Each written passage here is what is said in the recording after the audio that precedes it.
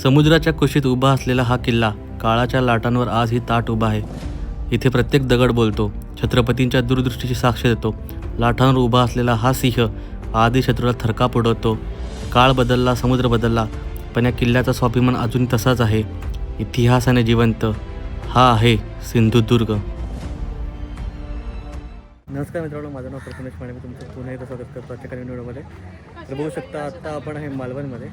खरं तर मला हा व्हिडिओ खूप आधीच काढायला पाहिजे, पण आम्ही जस्ट फर्स्ट आला तर किल्ला बंद होता आणि नंतर पण भरपूर आला, पण किल्ल्याला यायचा कधी योग नाही आला. आता आलो तर एक किल्ल्याचा व्हिडिओ बनवू पूर्णपणे. तर सध्या आपण आहे किल्ल्याच्या महादरवाजापाशी. बघू शकता किल्ल्याचा महादरवाजा असा बांधण्यात गेला की तिकडून, मी लास्ट व्हिडिओमध्ये मी म्हणलं होतं की तिकडून जरी शत्रूने बघितलं आज यासाठी की तोफाचा मारा करून कुठं आहे महादरवाजा तर दिसणार नाही. कारण की आपण रायगड किल्ल्यावर पण बघू शकता की किल्ल्याचा महादरवाजा गोमुखी मांडला आहे, म्हणजे बाहेरून शत्रूला दिसणार नाही की किल्ल्याचा दरवाजा कसा आहे. पण ह्याचा तोंड दाखवत होतं पुढच्या व्हिडिओमध्ये. आज सर्कल सी टाईपमध्ये आहे.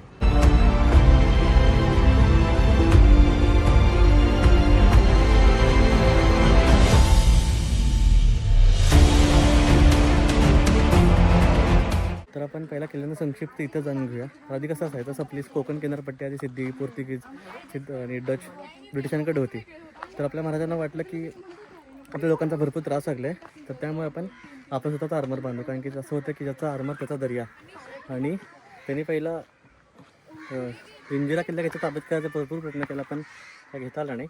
त्यामध्ये अशा 4 पटीने मोठा किल्ला मारण्याचा प्रयत्न केला ह्या कुरटे बेटावरती, जे आपण बघू शकतो सध्या सिंधुदुर्गचा किल्ला.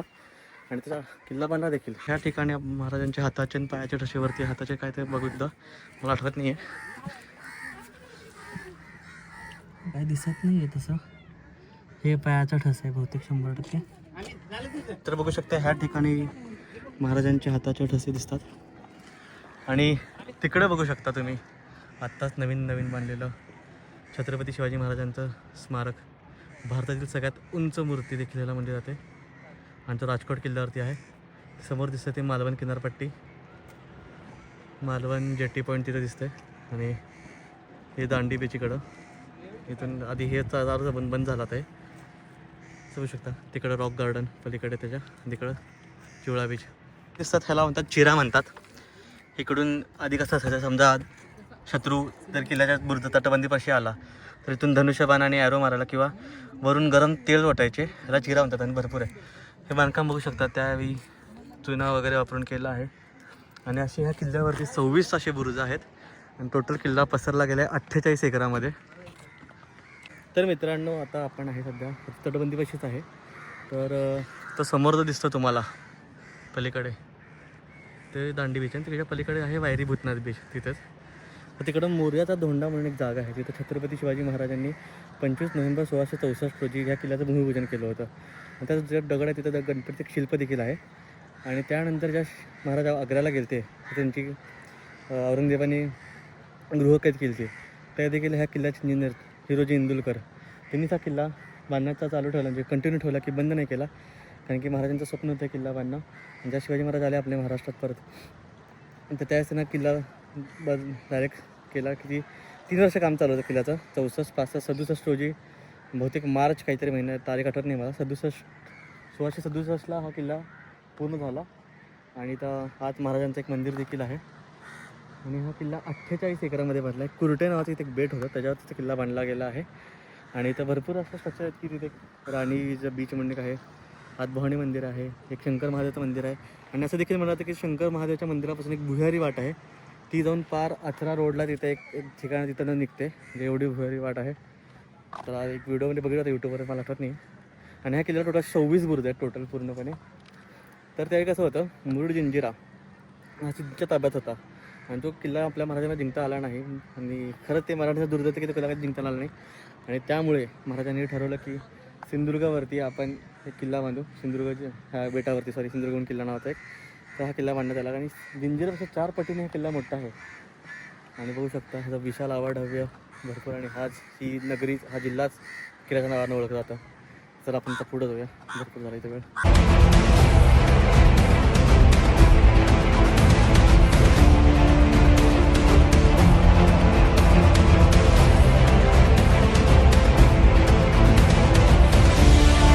तर कसं आहे, तिकडून दरवाजा आला, ह्याला गोमुखी म्हणतात. आणि इथून आत महादरवाजा आहे, पण असं पूर्ण गोल फिरून आल्यासारखं वाटतंय. आणि हा नगरखाना आहे, तर आता आपल्याला आत देखील जायचं आहे. आणि असं देखील म्हणलं आहे की नगरखान्याची इमारत जीर्ण झाली आहे. जय.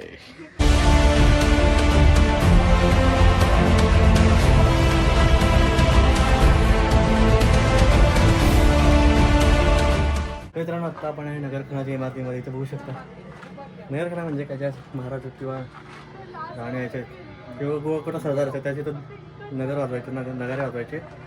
तर असं आहे, बघू शकता. आणि इकडून असं दिसते बाहेरची वाट, मालवण ते दिसते. समोरची समुद्र किनारपट्टीने खाली आलेला बोट. चला आपण जाऊ आता. ते बघू शकता तिथे तलाव आहे एक. हे बहुतेक महापुरुष मंदिर आहे का काय माहिती, बहुतेक महापुरुष मंदिर आहे. आणि ते मागे तिथं पडझड झालेल्या इमारती भरपूर पत आला मी. हा पुढं आहे तो आहे राण्यांसाठी बांधलेला बीच, बघू शकता.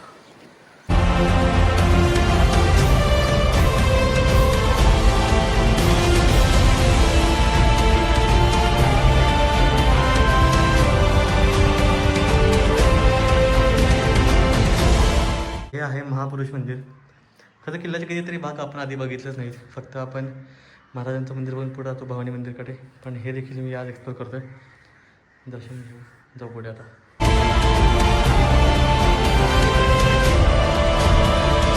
तर सध्या आपण आहे श्री शिवराजेश्वर देवस्थानपाशी. तर इथे छत्रपती शिवाजी महाराजांची एक मूर्ती आहे आणि त्यांची तलवार देखील आहे म्हणतात. तर चला आपण आज जाऊन दर्शन घेऊया. ही मूर्ती आहे हात महाराजांचं. तर जाऊ. तर बघू शकता इथे लिहिलं आहे महादेव मंदिर भुयारी मार्ग. तर इथून एक विहीर आहे आणि विहिरीत एक भुयारी मार्गाने पार मेनलँडवरती म्हणजे जमिनीवरती तिकडून 30-40 किलोमीटर लांब निघतो. आचरा रोडवरती आहे. आणि खरंच आहे तिथून झुजून चालू सध्या कुठे आहे विचार करा. इथून समुद्राच्या खालून जातो मार्ग. तर आता आपण आज जाऊन बघूया.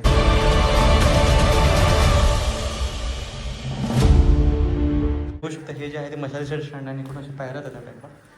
आणि तिथं पॅक केला सुद्धा दरवाजा तो समजा इथं भुयारी मार्ग. आता अशा 2 पाण्याच्या टाक्या येत आहेत. इथे एक आहे आणि पलीकडे एक आहे.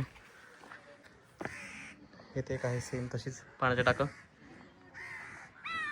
ते आहे ते साखरभाव आणि पलीकडे आहे दहीभाव. आता आपण जायचं पुढं भवानी माता मंदिरपाशी. बघू शकता आता आपण चाललो आहे किल्ल्याच्या बालेकिल्ल्याच्या भागात. बालेकिल्ला म्हणजे असा भाग की किल्ल्याचा सगळ्यात उंच भाग म्हणतात त्याला.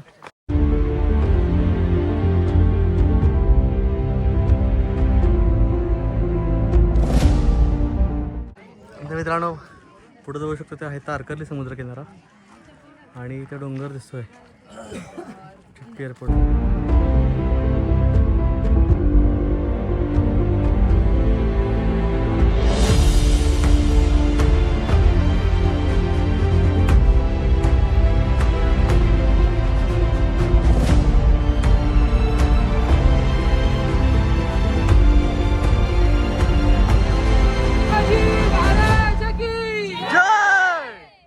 तर मित्रांनो संध्याकाळ होत आली आणि आपण चाललो आहे सध्या राजकोट किल्ल्यावरती. छत्रपती शिवाजी महाराजांचं स्मारक आहे. भारतातील सगळ्यात उंच महाराजांची मूर्ती आहे 91 फुटाची. तिथं पुढं बघू शकता ती आहे मूर्ती.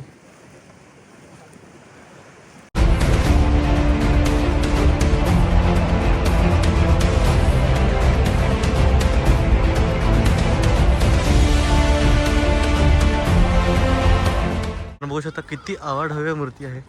ही मालवणची किनारपट्टी पूर्णपणे आणि ही महाराजांची मूर्ती. राजकोट किल्ला देखील मला राहिला. दुसरा पटकन आपण जाऊया. आत इथून रस्ता आहे पुढून.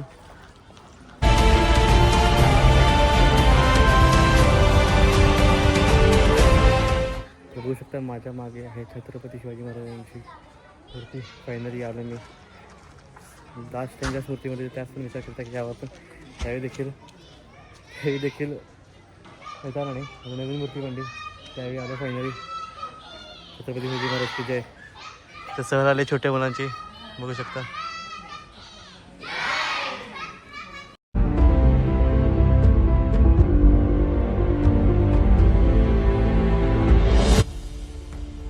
जिथे प्रत्येक पाऊल शौर्याची आठवण करून देतं आणि प्रत्येक भिंत काळाशी संवाद साधते.